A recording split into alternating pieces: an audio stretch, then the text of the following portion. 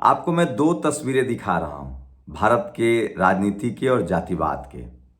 एक तस्वीरें हैं छेदू जी की, जो निर्दलीय पिछले कई चुनावों से चुनाव लड़ रहे हैं। उनके साथ किस तरह से एक तिवारी नाम के डिप्टी एसपी ने कहा कि तुम्हारी औकात क्या है। और दूसरी तस्वीर देखिए, ये आरजेडी के नेता शिवचंद्र जी हैं, जो लोक जनशक्ति पार्टी के प्रमुख चिराग पासवान के खिलाफ हाजीपुर से इंडिया गठबंधन के उम्मीदवार हैं। और उनके बगल में जो कुर्सी पर बैठे हुए हैं वो तेजस्वी यादव हैं और मुन्ना शुक्ला हैं, जिनके खिलाफ मैं चुनाव लड़ रहा हूं। शिवचंद्र जी शेड्यूल कास्ट कम्युनिटी से आते हैं। इनके बारे में बता दूं, मंत्री रहे हैं, विधायक रहे हैं और पार्टी के प्रति इतनी निष्ठा कि इन्होंने विधायकी तक छोड़ दिया था सिटिंग सीट से और महुआ से, और लालू जी के बड़े वाले लड़के को चुनाव लड़ाया अपना सीट छोड़ के। और उसके बाद इनको जहां शिफ्ट किया गया वहां से ये चुनाव हार गए। तो अभी ये विधायक नहीं है इस बार, फिर पिछले बार भी लोकसभा हार गए थे ये वैशाली से, इस बार फिर लड़ रहे हैं।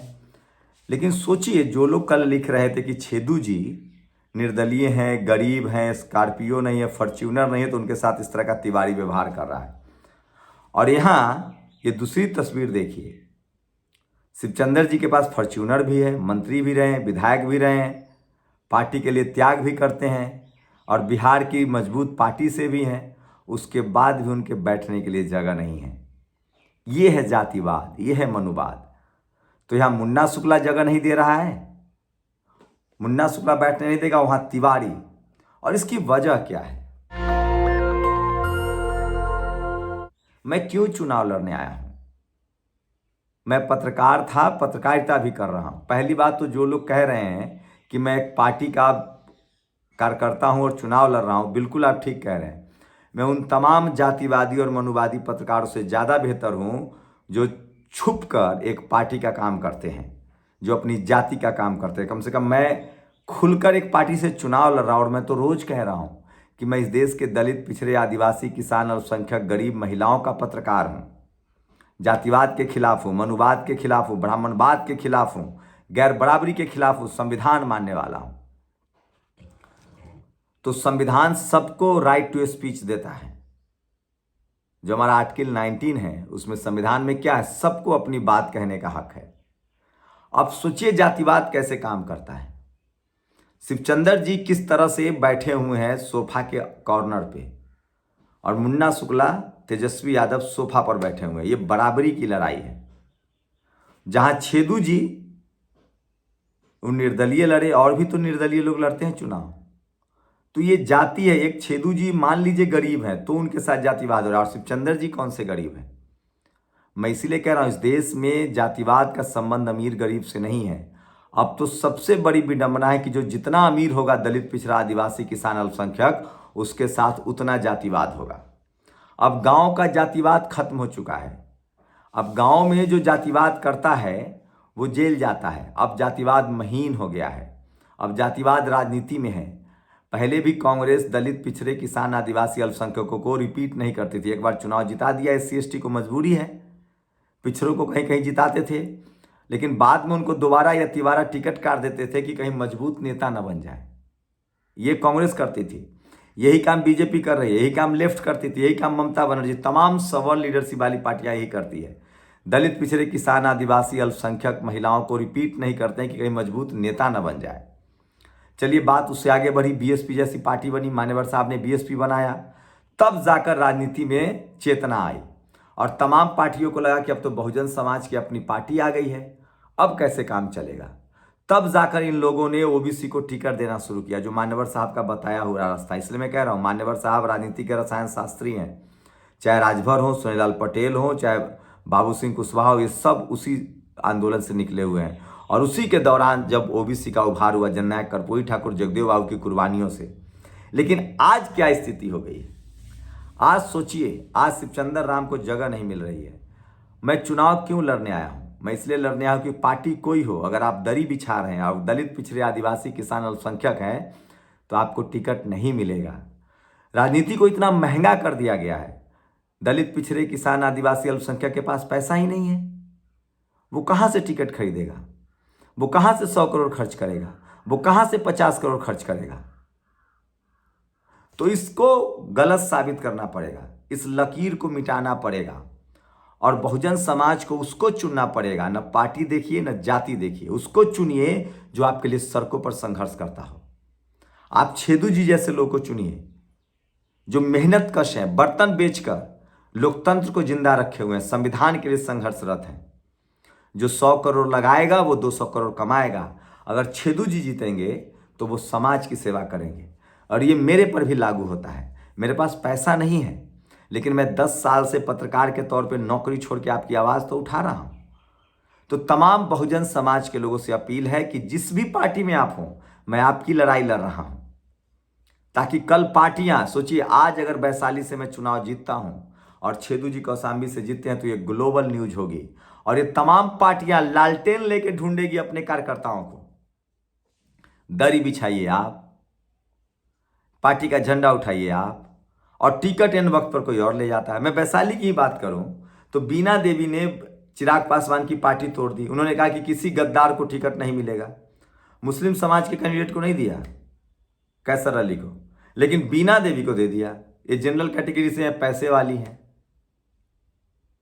मुन्ना शुक्ला को लालू यादव जी ने टिकट दे दिया, जबकि मुन्ना शुक्ला भी जेडीयू में थे, 2 बार चुनाव हार चुके हैं। कैसे टिकट दे दिया? जो आदमी आपके पार्टी का झंडा नहीं उठाता हो, दरी नहीं बिछाता हो। क्या वैशाली में कोई यादव, कुर्मी, कुशवाहा, दलित पिछड़ा नहीं था? पार्टी का कार्यकर्ता नहीं था? जिला अध्यक्ष नहीं था? तो ये जो पैरासूट की राजनीति है, ये जो टिकट खरीद बेच की राजनीति है, इसके खिलाफ आपको लड़ना पड़ेगा। और मैं तमाम दलों के कार्यकर्ताओं से कह रहा हूं कि भाई, मैं पत्रकार हूं, मैंने बहुजन समाज को देश भर में जोड़ा है। एमएलए एमपी बहुत छोटी चीज है, बहुजन समाज का बहुत आशीर्वाद और सम्मान मिलता है मुझे। मैं लाया हूं कि जो कार्यकर्ता जीवन भर पार्टी में काम करते हैं उनको सम्मान मिले। पहले मैंने टीवी अखबार के मुकाबले सोशल मीडिया खड़ा किया। आज पूरे देश में सोशल मीडिया का जलवा है। मोदी से कौन लड़ रहा है? Social media. Modi ji TV वाले को इंटरव्यू दे रहे हैं, सोशल मीडिया वाले को इंटरव्यू देके दिखाएं। शंभू कुमार सिंह को, नेशनल दस्तक को, दलित दस्तक को, मुकनायक को, दबीक को, तमाम बहुजन पत्रकारों को है हिम्मत तो दिखाएं। नहीं देंगे। उसी तरह से अगर आपने शंभू कुमार सिंह को जिताया तो अगली बार से कोई हिम्मत नहीं करेगा कि कार्यकर्ताओं का टिकट काट दे और सामाजिक आंदोलनकारियों का टिकट काट दे और कोई शिवचंद्र राम की तरह साइड में बैठाए या कोई छेदू जी की तरह हाथ पकड़ के खींच दे। तो इसलिए जाति से ऊपर उठिए, पार्टी से ऊपर उठिए। और मैंने समाज के लिए काम किया है। जो समाज के लिए काम करेगा, जो पार्टी के लिए काम करेगा, उसको ना टिकट मिलना चाहिए। तो आपको ये समझना है, सोचना है। तो ये मैं लड़ाई उन तमाम दलों के, दलित, पिछड़े, आदिवासी, किसान, अल्पसंख्यक, गरीबों की लड़ रहा हूं जो पार्टी के लिए जीवन देते हैं, ताउम्र काम करते हैं, लेकिन जब मलाई खाने की बारी आती है, जब टिकट की बारी आती है, तो कोई पैसा वाला या जनरल कैटेगरी का आदमी टिकट ले जाता है। तो ये आपको समझना पड़ेगा और इसी की मैं लड़ाई लड़ रहा हूं। और अगर आपको लगता है कि मेरी लड़ाई सही है, जैसे मैं पत्रकार बनकर मैंने टीवी अखबार को बेनकाब कर दिया और बहुजन समाज को सोशल मीडिया खड़ा कर दिया, अगर आपने वैशाली से इस बार जीत दर्ज की, तो तमाम पार्टियां लालटेन लेकर, तीर धनुष लेकर, कमल छाप लेकर, दलित, पिछड़े, आदिवासी और झोपड़ी लेकर ढूंढेंगे कि नहीं भैया, टिकट दो पार्टी के काम करने वाला, समाज के काम करने वाले को, ना तो पता नहीं कोई शंभू खड़ा होकर चुनाव जीत जाए। तो ये आपकी लड़ाई है। दूसरी बड़ी खबर है, सोचिए कांग्रेस का पाप। रात दिन राहुल गांधी सोशल जस्टिस, जाति जनगणना कर रहे हैं। रोहित वेमुला का केस बंद कर दिया गया है। वो रोहित वेमुला, कहीं छेदू, कहीं शिवचंद्र राम, कहीं रोहित वेमुला। रोहित वेमुला तो गरीब नहीं थे, पीएचडी कर रहे थे, उनको किस तरह से मार दिया गया, संस्थानिक हत्या हुई। तो ये है रोहित वेमुला की तस्वीरें। और इनके, ये कांग्रेस की सरकार है वहां। रेवंत रेड्डी घोर कास्टिस्ट सीएम है वो। इससे पहले उसने पूरे बिहार को गाली दी थी। तो ये तस्वीरें हैं रोहित वेमुला की। पहले बीजेपी के नेताओं ने मिलकर मारा और अब कांग्रेस शासित मुख्यमंत्री ने पूरे केस को ही बंद करा दिया। सोचिए, स्वामी प्रसाद मौर्य जी पर जूता चला देता है। सोचिए, स्वामी प्रसाद मौर्य जी कौन से गरीब हैं। इसलिए मैं कह रहा हूं, इस देश में जाति है। तीसरी तस्वीर देखिए, स्वामी प्रसाद मौर्य जी पर जूता चलता है। ये गरीब हैं। और सोचिए मीडिया की क्या हालत है। अंजना ओम कश्यप को जनता दौड़ा रही है। कैसे संभव हुआ? हम लोगों ने मीडिया को एक्सपोज किया। हम लोगों ने साबित कर दिया कि ये लोग झूठ हैं, फरेबी हैं, ये लोग जातिवादी हैं। और राहुल गांधी बातें बड़ी बड़ी करते हैं, लेकिन रेवंत रेड्डी का उनको महंगा पड़ेगा। और ये भी राहुल गांधी जो बोल रहे हैं मीडिया के बारे में कि मेरे खिलाफ गलत बोलो, गलत दिखाओ, ये भी आइडिया मैंने ही दिया था। वहां 15-20 सवर्ण पत्रकार थे, मैं अकेला था। मैंने कहा कि आपको सवर्ण वोट नहीं करता है, और मीडिया जितना आपके खिलाफ जाएगा आप उतना आगे बढ़ेंगे। और ये जाते जाते राहुल गांधी का वीडियो, जितना ये मीडिया वाले चिल्लाएंगे ना, उतना ही मुझे लगेगा ये बिल्कुल सही काम कर रहा हूं, और करो इसको। मीडिया वाला जो भी बोलना चाहे बोलो, हमें कोई फर्क नहीं पड़ता।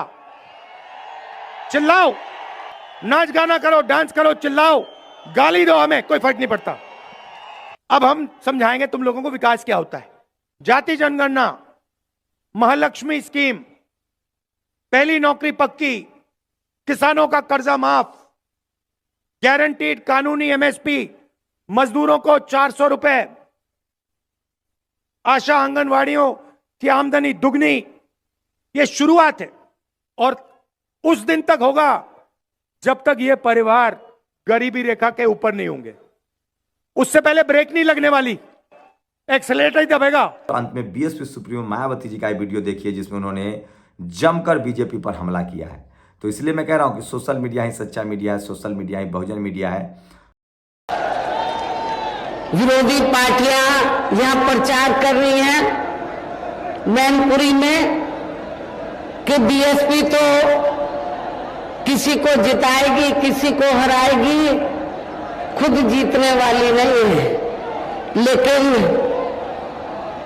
उल्टा ही ना हो जाए।